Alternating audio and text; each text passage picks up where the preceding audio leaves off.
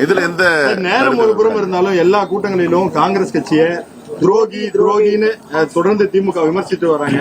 இதுக்கு உங்களுடைய பதில் என்ன? நாங்க ஏற்கனவே இதுக்கு ஒரு தெளிவான பதில கொடுத்திருக்கோம், தெளிவுபடுத்தியிருக்கோம். இதை மீண்டும் மீண்டும் கூர்மைப்படுத்துவது எந்த விதத்திலும் ஆரோக்கியமானதாக இருக்கு.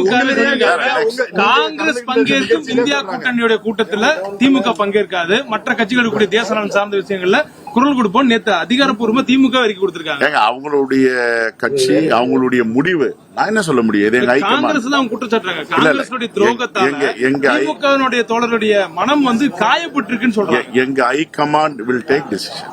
இதுக்கு நான் பதில் சொல்ல முடியாது. அவங்க இந்தியா கூட்டணியில இருந்து அவங்க வெளியில போறாங்க, கலந்துக்க மாட்டேன்னு சொல்லிட்டாங்க. அது அவங்களுடைய பார்வை. இதுக்கு எங்களுடைய அகில இந்திய தலைமை தான் முடிவு எடுக்க முடியும். தமிழ்நாடு காங்கிரஸ் கமிட்டி தலைவராக இருக்கிற நான் இதுல எந்த கருத்தை சொல்ல முடியாது. ஓகே, தமிழ்நாடு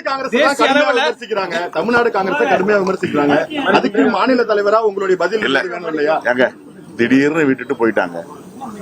அந்த வருத்தங்களும் சங்கடமும் எல்லாருக்கும் இருக்கு தானே செய்யும். அவங்க கூடவே இருக்காங்க நட்பு ரீதியா. திடீர்னு போயிட்டு அவங்களுக்கு இருக்கமா இருக்காதா? தொண்டர்கள் ஒரு நிமிஷம், விட்டுட்டு போன வருத்தங்கள் இருக்கும், சங்கடங்கள் இருக்கும். இது செட்டில் ஆகும்.